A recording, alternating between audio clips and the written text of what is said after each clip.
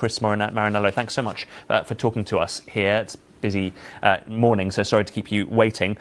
First of all, your reaction to the arrest initially of these two men. Well, this is really encouraging news.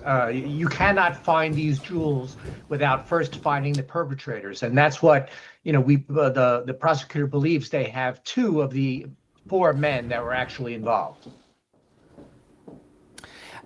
And Chris, we understand that of the jewels that were seized, the crown, one of the crowns, or the most, perhaps even the most valuable one, fell outside.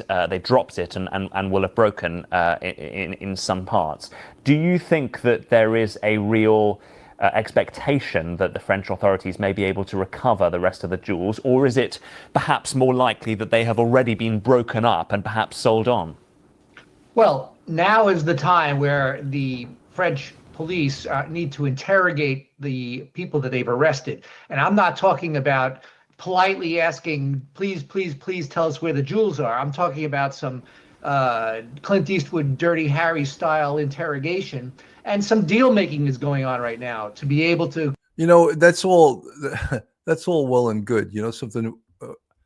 The police are required to act within the civil rights of the defendant. I think France is that way also. So you can't just Dirty Harry the guy, turn him upside down, shake him up and down and see what falls out of his pockets. They do have certain rights in the interrogation process.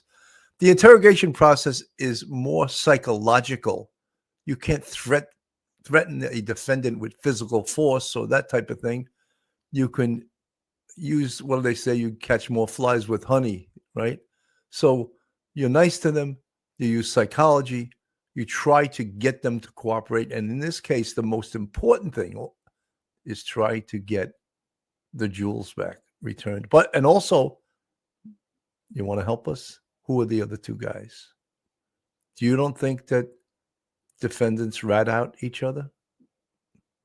I don't know if that's a word in France, raton maybe, right? Rat. You don't think they rat on each other? Of course they do.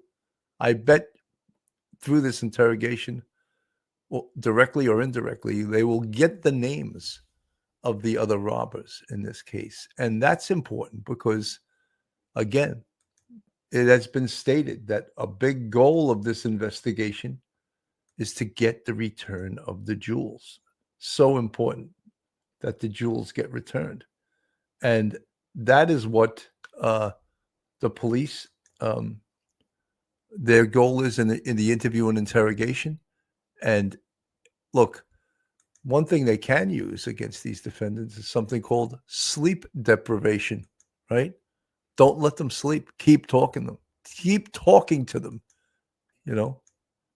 And that's one thing you can use, but you can't use physical threats or that type of thing. Well, if you do, you can ruin the case, and the defendants can wind up not getting charged.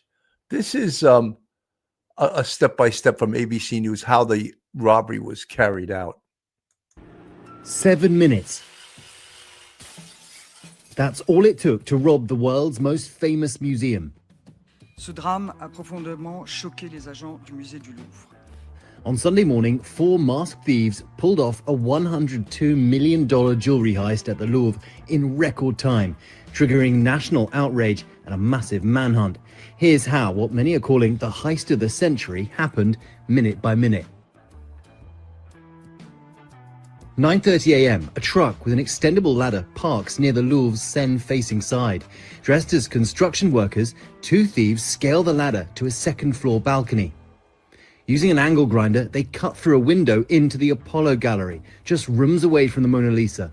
Inside, they smash 2 display cases and steal 8 pieces of jewelry dating to the Royal French Napoleonic era. The museum's alarm sounds, alerting museum staff and authorities to the theft. The thieves flee down the ladder, hop onto 2 motorbikes, and speed off southeast towards the A6 highway. In their rush, they drop 1 piece, the crown of Empress Eugenie, which is adorned with over 1,000 diamonds. The crown was recovered on the street outside the museum, but found damaged. Police arrived within minutes and found 2 angle grinders, a blowtorch, gasoline, gloves, a walkie-talkie, a blanket, and the crown at the scene. A yellow vest, possibly from one suspect, was discovered blocks away. The Louvre was closed after the robbery and wasn't reopened until Wednesday morning. The Louvre director, facing questions from lawmakers, revealed one shocking revelation: that the only camera outside the Apollo gallery was facing the wrong way and did not see that van arrive or the ladder resting on the balcony. It's a fact the four suspects may have known, and raises the question, were they tipped off by someone on the inside, or even did someone move it for them? Alarms and video cameras in the Louvre worked, she said, but because police were only alerted once the gang had already made entry, it was too late. The stakes now? French President Emmanuel Macron has vowed justice, but experts worry the stolen jewelry can't be openly sold in its current state. The fear is the thieves will dismantle these priceless artifacts, selling the jewels individually and erasing centuries of history forever. Wow, very interesting, right? Unbelievable. So that's what the French are facing here, and they have two of the perpetrators, as we know, but they need two more, and they need to recover the jewels.